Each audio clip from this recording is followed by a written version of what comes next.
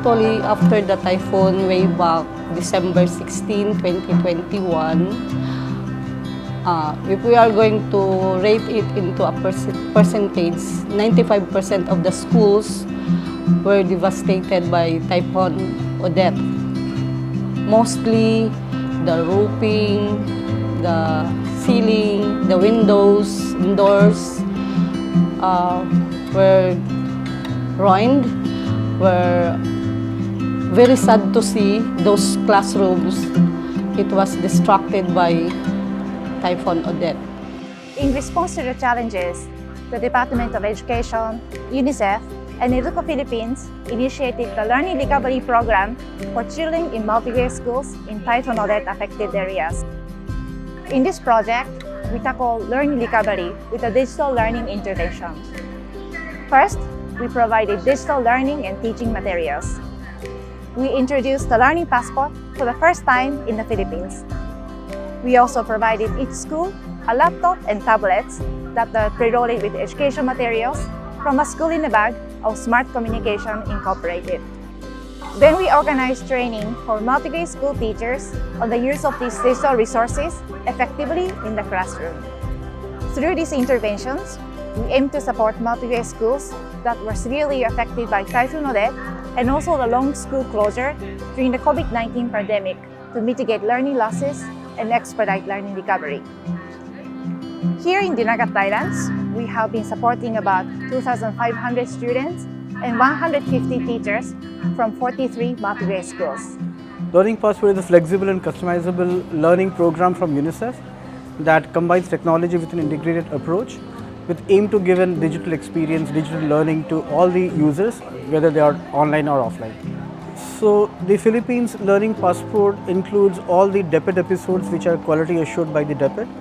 At the same time, there is a lot of content which has been downloaded from the global digital library of the Learning Passport, which includes content to improve the numeracy and literacy of the children, content on climate change, content on gender, and we plan to add more in the coming time. So the hub device is another innovation from the Learning Passport to bring in digital learning experience to students and learners who do not have internet. We are testing it first in the Philippines, and let's see how does it go. And then we are going to test it also in other 3 countries across the globe. But Philippines is the first one to implement the hub device, and everybody is kind of watching on Philippines and how does it go. And based on the experience from Philippines, we will roll out to the other countries as well.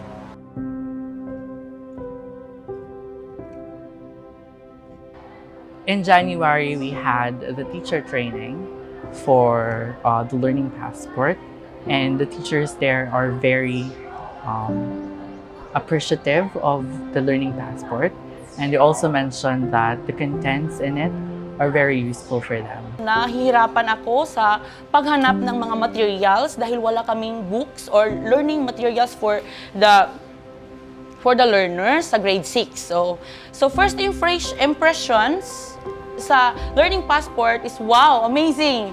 Dahil makakapagkuha na kami, makapag-download para ma-share sa mga students namin. Malaki ang pakinabang yun sa amin, higit sa amin mga teachers at sa mga bata kasi nababawasan yung mga gawain namin kasi kapag nagagamit tayo ng teknolohiya gaya ng tablet or yung Learning Passport, ikaw yung guro na nagmamanage ka na lang sa kanila, tinitingnan mo lang sa anong ginagawa nila. Tapos ikaw, patingin-tingin ka na lang, nagsusupervise. Hindi na yung, gagawa ka pa sa sa laptop. Yun kasi, sabi na, direkta na dun ang lesson.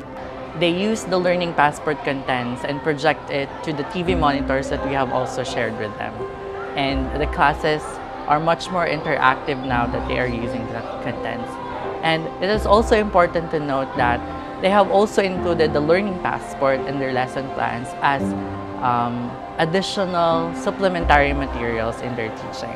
So the challenge now is how we're going to maintain of this project.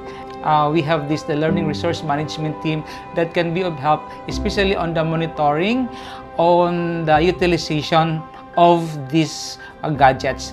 And what is most important, the education program supervisors under the Curriculum Implementation Division will be the one who will monitor the utilization of the said project, then also on the gadgets. And what is very important, we are going to monitor the transfer of learning. That is very important, that every learner have able to gain knowledge from these gadgets. It's not only that this is only for viewing, but what is really important, that they have learned about this gadget. We are so thankful and grateful to the UNICEF, headed by Miss Aki and Sir Samep, for giving us this device, this equipment that will really help a lot for our multigrade learners in the teaching and learning discussion inside the classroom.